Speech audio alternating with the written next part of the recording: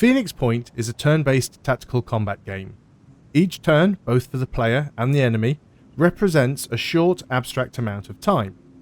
Each unit on the battlefield, both friendly and hostile, have a limited amount of action points. By default, all units start with 4 action points. These action points can be seen beneath their health bar on the main tactical map, and also below the character portrait in the bottom left-hand corner of the screen. While all units normally start with 4 action points, there are some conditions which can alter this. With the exception of movement, all actions require whole action points. The number of action points depends on the ability or piece of equipment being used. If we take a closer look at our assault soldier, we can see the 3 pieces of equipment currently equipped are an assault rifle, a medkit, and an Odin grenade.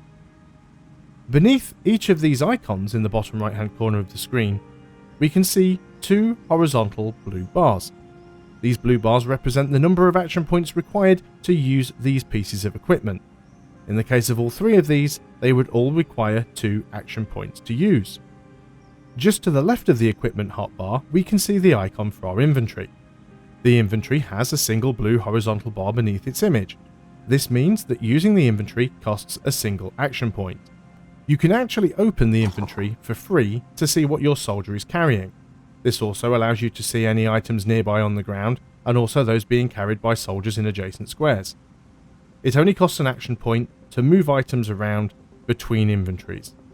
No matter the number of items moved in a single inventory session, only 1 action point is used. There are no action points spent for dropping an item on the ground, as this is considered relatively quick and can be done by the soldier on the fly. In the bottom centre of the screen, we can see the action bar. This shows us all of the available skills and abilities that our current soldier can perform. Here we have Bash and Reload, both currently greyed out as we have a full magazine in our weapon and we do not have any adjacent enemies, but both of these skills use a single action point. To the right of those, we have the icons for Overwatch and for firing. Both of those are showing that they use 2 action points, and that is because the currently equipped weapon is the assault rifle, which requires 2 action points to fire. If we take a closer look at our sniper, we can see the equipment he is carrying is a sniper rifle, which requires 3 action points to fire, and a pistol, which only requires a single action point to fire. His action bar is very similar to that of the assault, however, his fire icon is actually showing 3 action points. This is because the sniper rifle requires 3 action points to fire. His Overwatch ability is only showing 2 action points. Our sniper has the extreme focus ability that reduces the action point cost of his Overwatch by 1 point.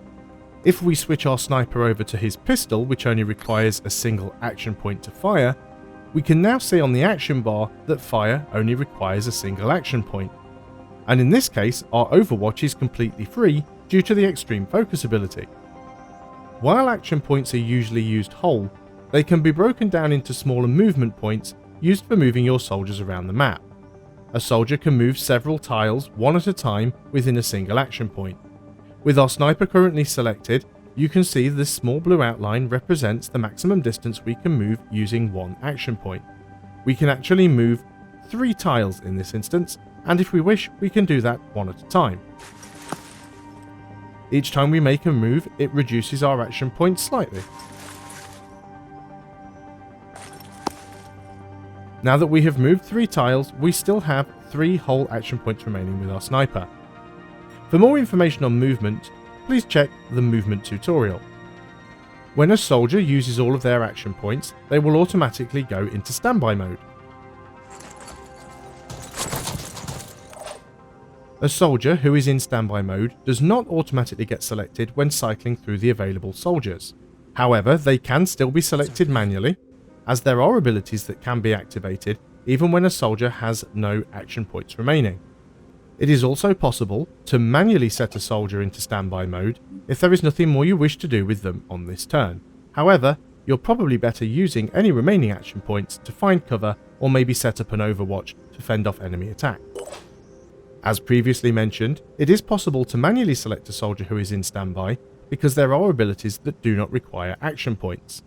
Let's take our sniper and move him somewhere so that all of his action points are used. Making haste. Our sniper has now entered standby mode because they have no action points remaining. However, if we select them manually, we can see they have an ability on their action bar that we can still use. This ability is Quick Aim. You can see from the blue text it has a 0 action point cost, but it does require 3 will points. Will points are a spendable resource that can be used by your soldiers to perform additional feats of mental and physical exertion. In this case, the sniper can use some of his will points to reduce the action point cost of his next shot by 1. The will point cost for each ability is shown as a number in the white head icon above the ability on the action bar. The current and maximum will points of a soldier is displayed to the right of their name in the bottom left hand corner of the screen. As well as spending willpower on abilities, it can also be lost by losing friendly units. However, it can be regained by completing mission objectives and killing enemy units. There are also abilities that allow your units to regain some of their own willpower, or to give a boost of willpower to another friendly unit. Once all of your units have spent all of their action points, are all in standby mode, or are all on Overwatch, you'll be prompted to end your turn.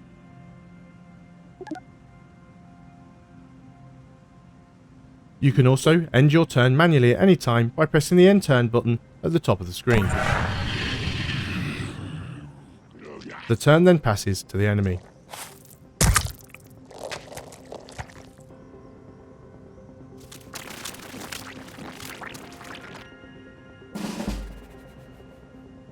Enemy actions and movement follow the same action point rules as the player.